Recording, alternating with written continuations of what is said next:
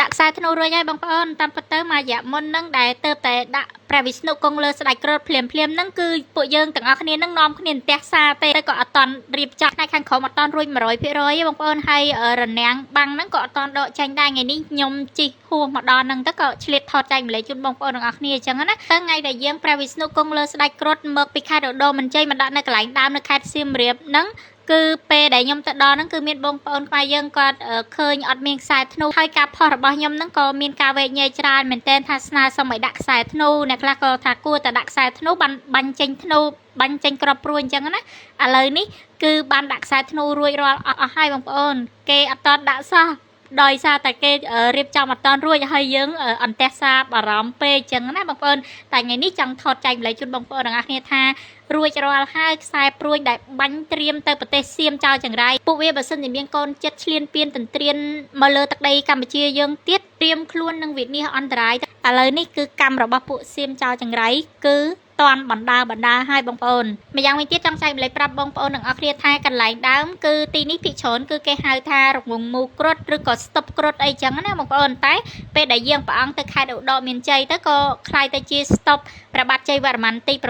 រោះអីជំនួសដោយរូបព្រះបាទជ័យវរ្ម័នទី7ចឹងណាអញ្ចឹងមកដល់ថ្ងៃនេះបងប្អូនទាំងអស់គ្នាដែលធ្លាប់ហៅស្តុបគ្រុឌអ្នកខ្លះក៏ហៅរង្វង់មូស្ដេចគ្រុឌអីចឹងណាអាចហៅបានដូចដើមវិញហើយបងប្អូនសម្រាប់ខ្ញុំអ្នកដែលនៅខេត្តសៀមរាបផ្ទាល់សន្យាថាពេលដែលកន្លែងនេះរៀបចំដេកតុបតែងរួចក៏ដូចជាពេលដែលដោះសង្កសីចេញបានស្អាតបាត់គឺខ្ញុំនឹងមកថតចែកម្លែកជូនបងប្អូនទាំងអស់គ្នាម្ដងទៀតអញ្ចឹងវីដេអូខ្ញុំគ្រាន់តែចង់ប្រាប់បងប្អូនទាំងអស់គ្នាថា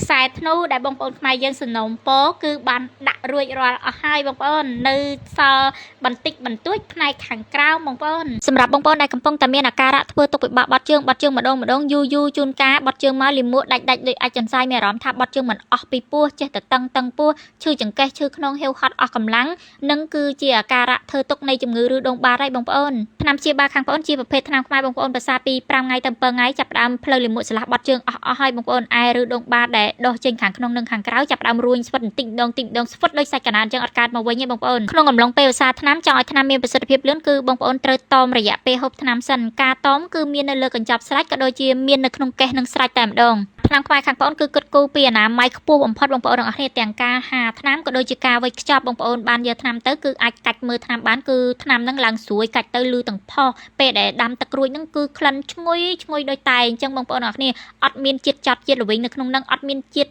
ថែរក្សាថ្នាំទុកឲ្យបានយូរអីអត់ទេបងប្អូនទាំងអស់គ្នាគឺថ្នាំនេះល្អខ្លាំងមែនទេបងប្អូនថ្នាំខ្មែរយើងសឹមជាដាច់អត់មានប៉ះពាល់អ្វីផ្សេងទាំងអស់បងប្អូនសូមបញ្ជាក់ប្រាប់បងប្អូនថាថ្នាំខាងយើងខ្ញុំគឺព្យាបាលជំងឺផ្សេងគ្នាអត់មានថ្នាំមួយកញ្ចប់ត្រូវបានជំងឺរាប់រយមុខដូចថ្នាំគេផ្សេងណាបងប្អូនបើបងប្អូនមានអាការៈដូចបងប្អូនរៀបរាប់ខាងលើបងប្អូនមានចង្អល់បន្ថែមក៏ដូចជាចង់ពិគ្រោះជាមួយនឹងអ្នកគ្រូឆៃចម្រើនផ្ទាល់បងប្អូនអាចតាក់ទងទៅលេខទូរស័ព្ទនៅលើកញ្ចប់ក៏ដូចជានៅលើវីដេអូនេះស្រេចសិនជាបងប្អូនចាប់អារម្មណ៍ចង់ជាវឱសថពីផេកមួយណាបងប្អូនក៏អាចឆែកមើលសិនមុននឹងយើងជឿនឹងទុកចិត្តទិញចង់ដឹងថាគេលក់យូរប៉ុណ្ណាអ្នកចុច follow page ប៉ុណ្ណាបងប្អូនអាចឆែកមើល page ខាងបងប្អូនឬក៏ page ខាងគេសិនមុននឹងបងប្អូនជឿទុកចិត្តមុននឹងការទិញជៀសវាង page ខ្លាំងៗបងប្អូន